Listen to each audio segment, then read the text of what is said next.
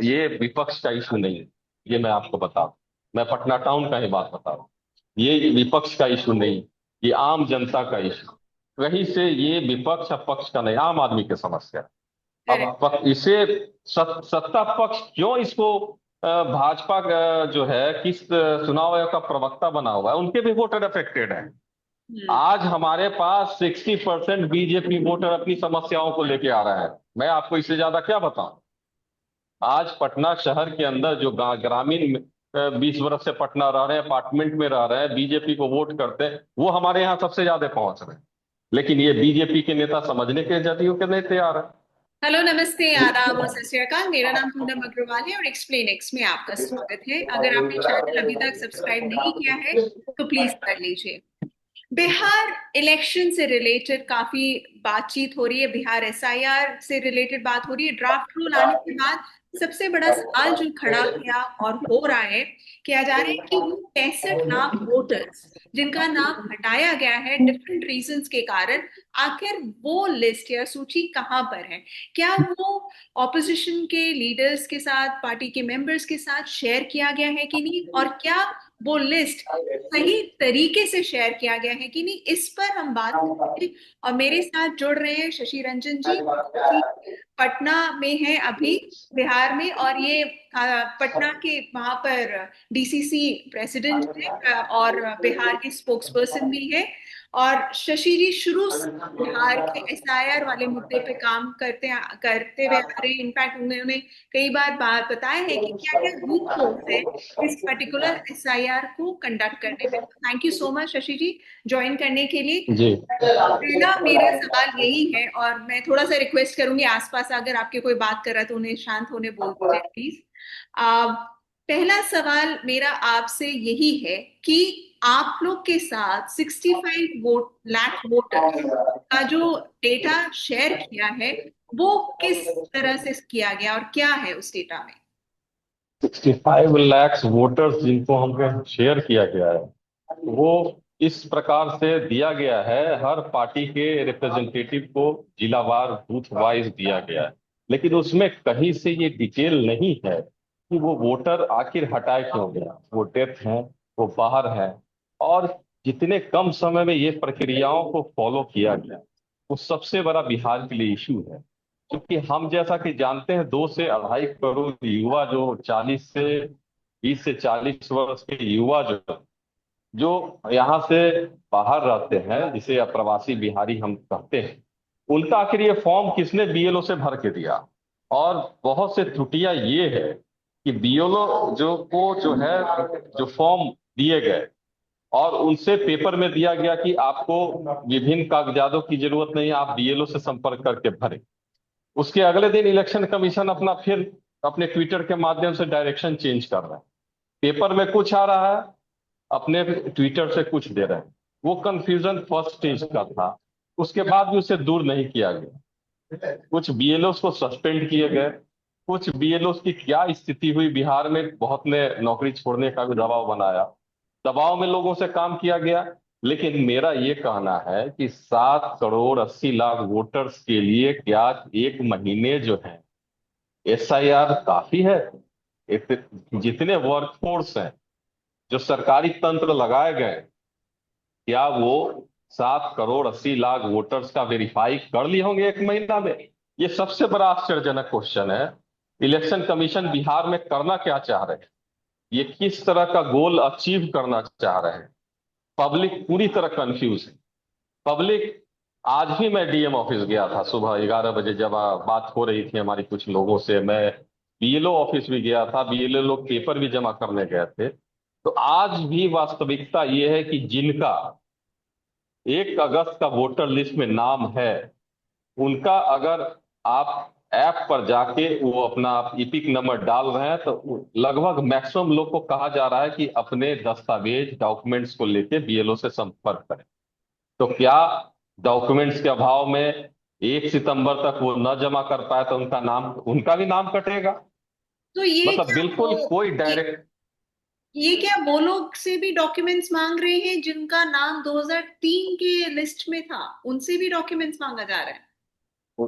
जिनसे डॉक्यूमेंट्स मांगे जा रहे हैं, ये भी अभी तक क्लियर नहीं है। 2003 का लिस्ट किसी तरह के हमारे पास प्रोवाइड नहीं किया लेकिन उन्होंने तो अपलोड कर हमें। दिया था इलेक्शन कमीशन ने।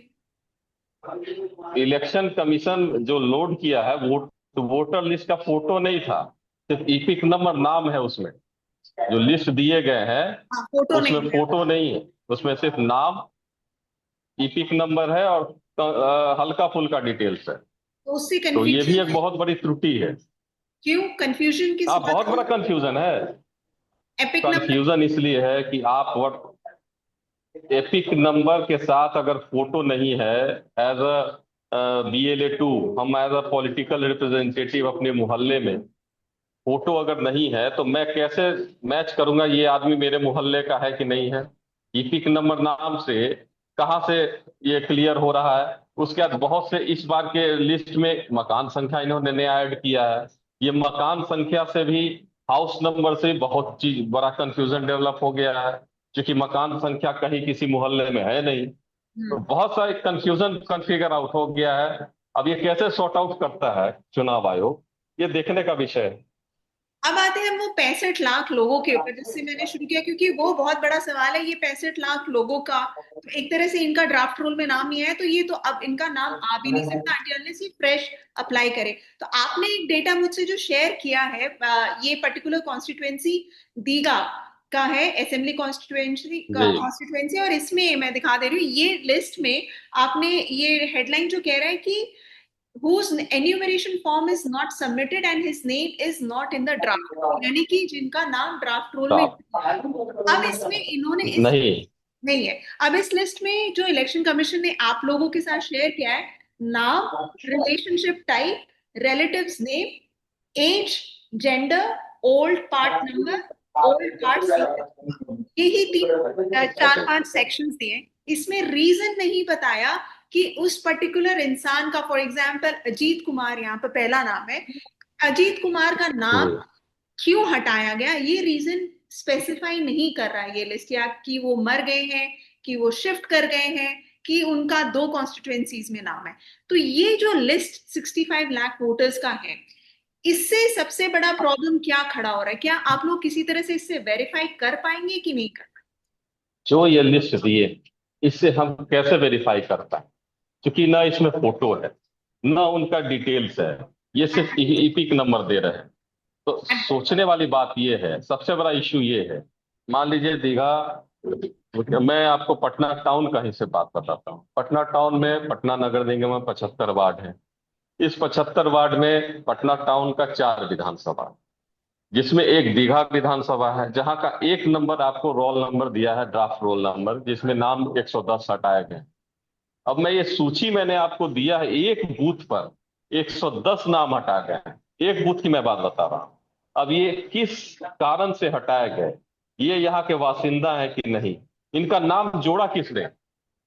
ये नाम जोड़ने वाले भी तो चुनाव आयोग है। अभी गत 2022 में पटना नगर निगम का चुनाव हुआ, उसमें 17,25,000 वोटर थे। यही चुनाव आयोग 2023 सितंबर से मार्च 2024 के बीच आपको इपिक को आधार से कनेक्ट करके पूरे देश में एक अभियान चलाकर इपिक और आधार को जोड़ के वोटर रोल बढ़ाया। तो सिर्फ पटना टाउन की बात बताऊं, 17,25,000 वोटर बढ़ के 21 लाख हो गए। वोटर यही बढ़ा रहे हैं, आज वोटर यही काट रहे हैं। तो आखिर इनका ऑब्जेक्टिव क्या है? ये नाम जब जोड़ने समय ये सोचते नहीं है कि कहां से जुड़ा, और ये आज काटने की बात कर रहे हैं। तो ही मस्ट, वो कम से कम हमें क्लैरिफाई करने के लिए कुछ और डिटेल्स भी तो दे। हमारे प्रदेश अध्यक्ष ने आज कॉन्फ्रेंस भी किया, प्रेस कॉन्फ्रेंस करके चुनाव आयोग से मांग भी किया है कि आप जो ड्राफ्ट रोल हमें दिया है उसका नाम काटा क्यों गया है, कम से कम एक स्पेसिफिकेशन डिटेल्स तो होना चाहिए बूथ वाइज, जिससे हमारे जो भी BLA 2 हैं, पार्टी वर्कर है, वो खोज सके। पाएंगे? कि आप लोगों ने ये डिमांड किया है कि जी, हमें स्पेसिफिक रीजन दे कि एक पर्टिकुलर इंसान का नाम क्यों काटा गया है। जैसे फॉर क्यों काटा एग्जाम्पल गया, अजीत कुमार का नाम क्यों काटा गया, ये रीजन क्यों कैसे? काटा गया। हाँ, तो आप लोगों बिल्कुल, ने, आज PC, हाँ, अलग अलग आज कैटेगरी से आपने मांगा है डिटेल्स। जी हमने मांगा है, और हमारे प्रदेश अध्यक्ष जी ने आज उसके लिए प्रेस कॉन्फ्रेंस भी किया है। डिमांड भी किया है, ऑन राइटिंग भी हम लोग जा रहे हैं चुनाव आयोग के पास। तो ये जब तक ये डिटेल आपके पास नहीं आएगा, क्योंकि आपको पता है ये सुप्रीम कोर्ट में क्या हुआ है, सुप्रीम कोर्ट में जजेस ने कहा है कि अगर आप 15 लोग भी लेकर आए जिनका नाम गलत तरीके से कटा है, कि जो जिंदा है लेकिन उन्हें मृतक दिखा दिया गया है लिस्ट में, तो हम इस पे तुरंत एक्शन लेंगे। तो इस तरह का वेरिफिकेशन पॉसिबल तभी होगा जब आपको ये कैटेगरी वाइज मिले डेटा कि डिसीज्ड, माइग्रेटेड और फलाना जो भी कैटेगरीज में है। वही डिमांड तो हम कर रहे हैं कि आप 110 नाम एक बूथ पर जो हटाए हैं, और जो 110 नामों का ड्राफ्ट रोल दिया है, इसमें कौन से मृतक हैं, कौन पलायन कर गए, कौन गलत वोटर थे, इस तरफ का कुछ हमारे पास लिस्टिंग हो, तब तो हम चिन्हित कर पाएंगे। ये तो बिल्कुल वेग है, कुछ डिटेल सही नहीं। हम्म। ये चुनाव आयोग के बीएलओ को ही दिया जाए, उन्हें नहीं समझ में आएगा कि वो क्या कर रहे हैं। अभी जी। जब से ड्राफ्ट रूल आए हैं तब से आप, मतलब आप लोगों के कनेक्शन में भी हैं ग्राउंड लेवल पर, किस तरह की सबसे ज्यादा प्रॉब्लम पब्लिक फेस कर रही है अभी, वोटर्स? आज मैं खुद गया था जिला कार्यालय, जिलाधिकारी कार्यालय, कुछ निजी कामों से। वहां मैंने कार्यशैली देखी, बीएलओ किस तरह फॉर्म लेके वहां बैठे हुए हैं, और बीएलओ वहां पर साइन करा के जो दस्तावेज मांग रहे हैं, वो दस्तावेज पब्लिक फुलफिल नहीं कर पा रहा।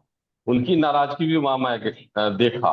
तो हमसे भी बहुत सी बातें हुई, लेकिन चूंकि अब इसका कोई निराकरण नहीं था, इसका कोई ना कोई निराकरण निकालना चाहिए चुनाव आयोग को, क्योंकि परेशानी बहुत है। दूसरा सबसे बड़ा इशू क्या है, आप नेता विपक्ष पर जो क्वेश्चन उठा रहे हैं कि दो ईपिक नंबर का, अगर मैं सिर्फ पटना के इस 75 वार्ड की बात करूं, तो यहाँ आज भी 50,000 से 1 लाख ऐसे लोग हैं जिनके दो दो ईपिक नंबर है, जो पटना के भी वोटर है और ग्रामीण क्षेत्र में भी वोटर है। तो आप विपक्ष के नेता को इतना कार्रवाई करके आम जनता को डराने का जो काम है, ये भी गलत है। ये चूंकि देखिए, ये पब्लिक का काम है, टूटी होता ही है कि ये जहां आदमी काम लिए जाते हैं जिनसे, और इतना कम समय में लिया जाता है, त्रुटि होना ही है, लूप होल्स होना है। तो ये समझना चाहिए। ये 10% गलतियां होती है। अब उस आप किसी एक पर ऑब्जेक्टिव बना के उसको ऑब्जेक्टिव बना रहे हैं कि नहीं इनका दो दो, आखिर उनका इपिक नंबर दो कौन नहीं दिया? चुनाव आयोग ने दिया। अपने तो नहीं उनको दो इपिक नंबर मिला होगा। और आम आदमी की बात कीजिए, मैं बिहार के संदर्भ की बात नहीं कर रहा हूँ। पटना नगर निगम में 1 लाख से ज्यादा ऐसे वोटर होंगे, मैं निकाल दूंगा जिनका दो दो इपिक नंबर है। तो ये सोचने वाली बात, समझने वाली बात। जहां तक डॉक्यूमेंट्स का सवाल है, वो सिटीजनशिप प्रूफ करने वाले डॉक्यूमेंट्स जैसे डेट ऑफ बर्थ सर्टिफिकेट और भी 11 डॉक्यूमेंट्स जो हैं, बिहार में अगर मैं बिहार स्टेट की बात करूं, जिस वोटर के पास ये 11 डॉक्यूमेंट्स नहीं है उसके लिए कितना डिफिकल्ट होगा या आसान होगा, या क्या प्रोसेस होगा इन 11 में से एक डॉक्यूमेंट बनाने में? देखिए, अभी बिहार सरकार जो है, बर्थ सर्टिफिकेट बनाने का 15 दिन में जो बर्थ सर्टिफिकेट बना के देता है, लमसम 1,000 या 1,200 रुपया चार्ज कर। आज एक गरीब आदमी को वो बनाने के लिए जो रेलिवेंट डॉक्यूमेंट्स है, मान लीजिए जो ओल्डर एज के आदमी, वो कहाँ से देता है? जो गरीब आदमी हम लोग किसे बोल रहे हैं?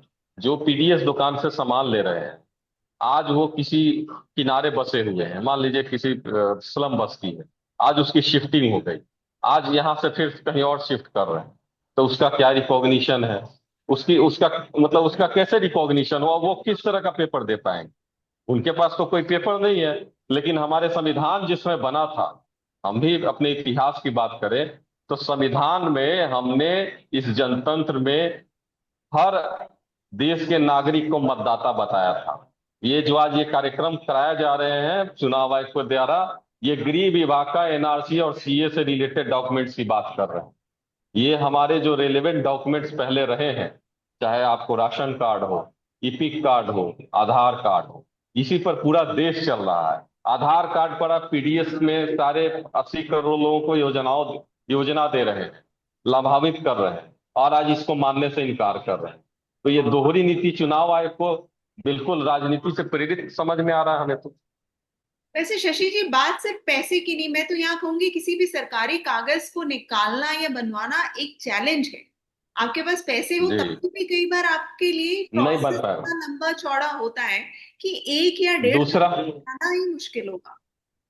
दूसरा डाटा हम पूनम जी आपको बताना चाहेंगे। आप भी वेबसाइट पर जाइए और वेबसाइट पर देखिए कि बिहार में 10th पास यहाँ के नागरिक कितने रहे। हमारे 80 के दशक में कितने लोग 10th पास किए थे? हमको लगता है 2 या 3% था एजुकेशन की स्थिति उस समय। 2003 में जब ये बता रहे हैं उस रिकॉर्ड से मिलान करें तो उसमें 10 से 12% लोग ही 10th पास किए थे। तब मैट्रिकुलेशन के सर्टिफिकेट कहाँ से आएगा? इनका खुद बिहार सरकार का डाटा आप निकालिए और मैच कीजिए आज प्रेजेंट रिक्वायरमेंट क्या है और पूर्व की डॉक्यूमेंट जो मांगे जा रहे हैं। बर्थ सर्टिफिकेट कब से निर्गत होना शुरू हुआ है बिहार में? मेरे समझ से नगर निगम में फिलहाल अभी मुझे लगता है कि 95 के बाद खासकर डॉक्यूमेंटेशन में, खासकर लोग जब से बैंक में पैसा निकालने की बात हो, उनके पेरेंट्स डिसीज कर गए हो, LIC पॉलिसी की जब से बात आने लगी, तब से ये बर्थ और डेथ सर्टिफिकेट बनाने की बात हो रही है। उससे पहले के लोग कहाँ से दे पाएंगे? तो हम्म। ये इशू है, पर्टिनेंट इशू है बिहार के संदर्भ इनफैक्ट ये इशू बर्थ सर्टिफिकेट का तो कई बार नाम चेंज और डेट ऑफ बर्थ चेंज भी हो जाता है, कई बार बर्थ सर्टिफिकेट भी सही तरीके से बनते नहीं है। वो भी एक इशू है, क्योंकि मेरे वीडियो के कमेंट पे कई लोगों ने ये भी कहा है कि उनका सारा डिटेल सही है लेकिन नाम की स्पेलिंग गलत है। नाम जैसे स्पेलिंग गलत होने से उनका मैच नहीं कर रहा है वोटर कार्ड के साथ। तो इस तरह की प्रॉब्लम्स को कैसे वो सॉल्व करें? जी। अब जिन्होंने एन्यूमरेशन फॉर्म नहीं भर के जमा किया उनका नाम आ जी। गया, लेकिन जिन्होंने भरा है उनका नाम नहीं आया। तो ये इस तरह के ग्राउंड लेवल प्रॉब्लम्स बहुत सारे हैं। तो जी। अब आप लोग, ऑपोजिशन पार्टी की मैं बात जी। करूंगी, आपको क्या लग रहा है, क्या समाधान है? क्योंकि जब तक ये लिस्ट 65 लाख लोगों का आपको सही तरीके से नहीं मिलेगा, वेरिफिकेशन बहुत डिफिकल्ट होगा आप लोगों के लिए करने के लिए, खास तौर पे जब मैटर बिल्कुल। आता है सुप्रीम कोर्ट में। जो मैंने आपसे जो डिटेल शेयर किया सिर्फ एक बूथ का, एक बूथ पर 110 वोटर के जो नाम काटे गए, दीघा के बूथ नंबर 1 का लिस्ट भी दिया है और नाम जो काटे गए। आप उस लिस्ट में खुद जब देखिए, बार बार देखिए, उसमें हमें कहाँ से पता चलेगा कि कौन कहाँ का है, नाम क्यों काटे गए, कौन डिसीज हैं, कौन बाहर के थे। तो ये खुद कंफ्यूजन भरा लिस्ट है। एज अ वर्कर, चूंकि हम 2-3 चुनाव को भी देखा है पटना में, तो एज अ वर्कर जब हम कितना भी फाइंडिंग्स कर लें, अच्छा वो फाइंडिंग्स कर भी लेते हैं, तो इनका फिर डॉक्यूमेंटेशन की बात आती है, तो डॉक्यूमेंट्स कहाँ से प्रोवाइड होगा? समय भी नहीं है, समय भी बहुत कम है, 1 सितंबर। समय भी नहीं। तो जी। अब आप लोग क्या करेंगे? आप लोगों ने चिट्ठी लिख दी इलेक्शन कमीशन को, आपके जो भी पार्टी प्रेसिडेंट है वहां पर बिहार में उन्होंने लिख दिया है। अब क्या करने का सोच रहे हैं आप? क्योंकि जिस तरह से अब डेटा बाहर आया है बहुत सारे सवाल ज्यादा खड़े हो रहे हैं।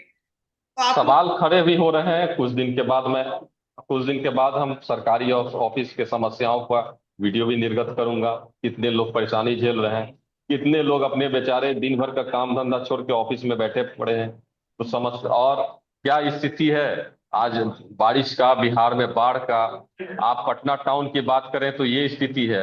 आज बिहार में पानी जो लगातार हो रहा है, जो बाढ़ प्रभावित क्षेत्र है, कौन कौन ऑफिस जा रहा है खोजने? कौन अब पहले अपनी जान बचाए, अपने अब जान माल की सुरक्षा करे कि ऑफिस का दौड़ लगाए? मैं मतलब लगभग 70% बाढ़ प्रभावित क्षेत्र की बात कर रहा हूं मैं, उस विषय की बात कर रहा हूं। और चुनाव आयोग की जहां तक बात है, वो हमें डिटेलिंग दे, हमसे वर्किंग भी खोज रहा है। और सबसे बड़ी इशू क्या है कि ठीक है, ये विपक्ष का इशू नहीं है, ये मैं आपको बता दूं। मैं पटना टाउन का ही बात बता रहा हूं।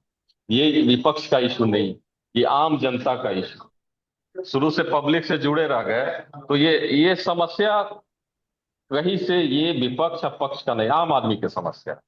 अब करेक्ट। इसे सत्ता पक्ष क्यों इसको भाजपा का जो है किस चुनाव आयोग का प्रवक्ता बना हुआ है, उनके भी वोटर अफेक्टेड हैं। हम्म। आज हमारे पास 60% बीजेपी वोटर अपनी समस्याओं को लेके आ रहा है। मैं आपको इससे ज्यादा क्या बताऊं? आज पटना शहर के अंदर जो ग्रामीण 20 वर्ष से पटना रह रहे हैं, अपार्टमेंट में रह रहे हैं, बीजेपी को वोट करते हैं, वो हमारे यहाँ सबसे ज्यादा पहुंच रहे हैं। लेकिन ये बीजेपी के नेता समझने के जदयू के नहीं तैयार है। इनको समझना चाहिए पब्लिक इश्यू है। ये बड़ा इशू है। और इसको लेके हमारे यहाँ जो राहुल गांधी जी का कार्यक्रम अगस्त में तय हुआ है, मत अधिकार यात्रा, तो ये 17 अगस्त से संभावित है, क्योंकि बारिश के कारण लगभग बहुत बुरा स्थिति है बिहार का। 10 तारीख से होना था, लेकिन ये लगता है 17 तारीख से होगा। ये एक बड़ा संदेश देने का देश में काम करेगा। ये अपने आप में पहला इस तरह के एसआईआर पहले भी हुआ। पहले का एसआईआर के बारे में मैं जो आपसे जानकारी शेयर करता हूँ, 2003 में जो एसआईआर हुआ था, तो उस समय चूंकि 2000 उससे पहले जो जनगणना हुआ था, उस जनगणना के अनुसार नाम हटाए गए थे। लगभग उस समय 17.5 लाख नाम हटाए गए थे, मुझे जहां तक एक सही डाटा याद है और मुझे याद है। तो उस पर कहाँ पब्लिक ने ऑब्जेक्शन किया। लेकिन जनगणना तो पिछले कई अभी तक हुआ नहीं 2020 से, और बिना जनगणना के एसआईआर का इतना कड़ा नियम, ये तो बिल्कुल पब्लिक और 2003 में आपसे पब्लिक सिटीजनशिप प्रूफ नहीं मांगा गया था, नागरिकता के ऊपर कोई डॉक्यूमेंट्स कुछ नहीं मांगा। कुछ नहीं मांगा। कोई नहीं मांगा गया था, कुछ नहीं मांगा गया था उस समय। जमीन के पेपर्स या एक छोटा मोटा फॉर्मेलिटीज की आप यहाँ हैं, कोई मुखिया से लिखा के दे दीजिए, वार्ड पार्षद से लिखा के दे दीजिए, उस पर बन गए थे। जी जी। उस पर यह बनाया गया था।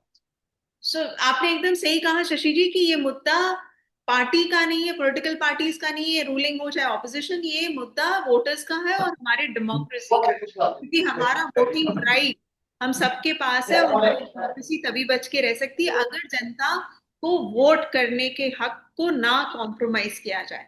सो thank you so much Shashi ji join करने के लिए। एंड हमें पूरी उम्मीद है कि आपके साथ इलेक्शन कमीशन कोऑपरेट करे और आपको वो डेटा प्रोवाइड करे जिससे आप वेरीफाई एटलीस्ट कर सकें कि किस वोटर का नाम किस कारण से हटाया गया और वो जेन्युइन है कि नहीं। So thank you so much for joining and thank you. Please do like share and subscribe to the channel. Thank you.